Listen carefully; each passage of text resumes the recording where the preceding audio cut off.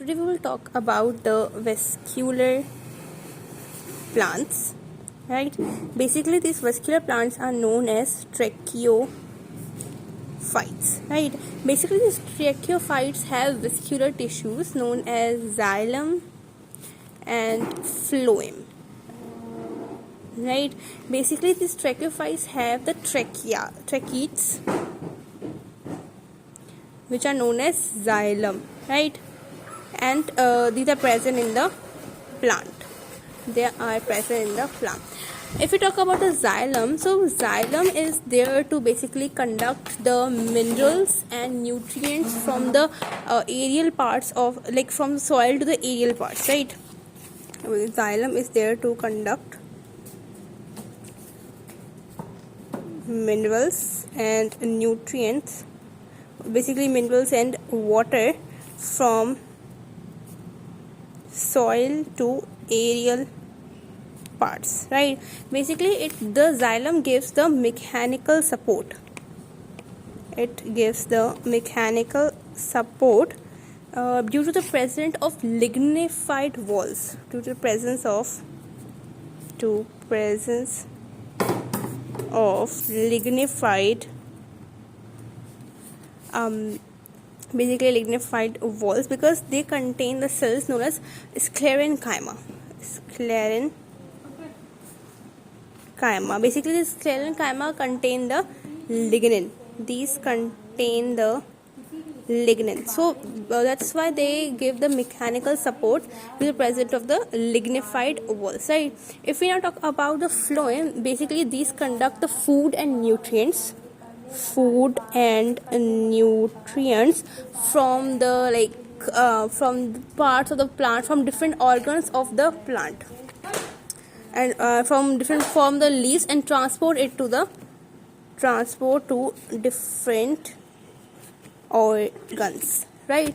If we talk about some adaptations of these tracheophytes, they contain the stomata for the transpiration. They have a very hard waxy substance, a layer on the upper epidermis of the leaves known as cuticle layer, right? They have stomata. They for the transportation they have various these phloem and xylem. They have true roots, stem and the leaves, right? And in this the sporophyte generation is dominant. The sporophyte generation is dominant, right? If we talk about the types of these tracheophytes, let's talk about the types of these tracheophytes, right? Basically, there are two types of tracheophytes: the seed bearing and non-seed bearing.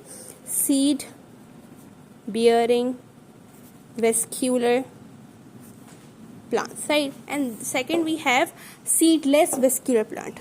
Seedless vascular plants, right? Basically, in the seedless we have four types. We have Lycopsida, we have Sphenopsida, right? We have basically Slopsida,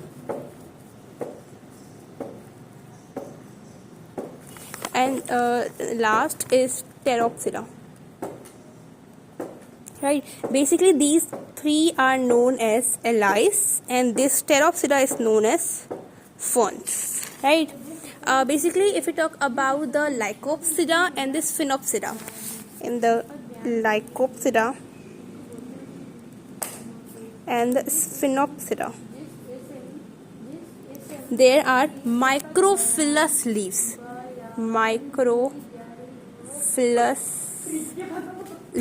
What is the meaning of this microphyllous? Basically, microphyllous means that they have single vein in their leaf. For example, if it's a leaf, they'll be having this single vein, right? This type of leaves are known as microphyllous leaves, and the group which have this microphyllous leaves are known as Lycopsida and the Sphenopsida, right? Basically, the opposite of this is megasporous,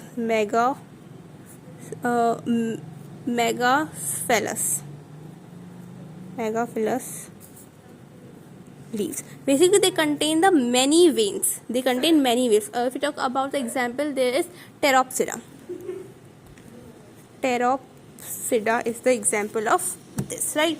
So I hope this vascular plant, introduction to the vascular plants, is clear to you. If you have any kind of curiosity, you can ask me in the comment section. I'll be very glad to answer you guys.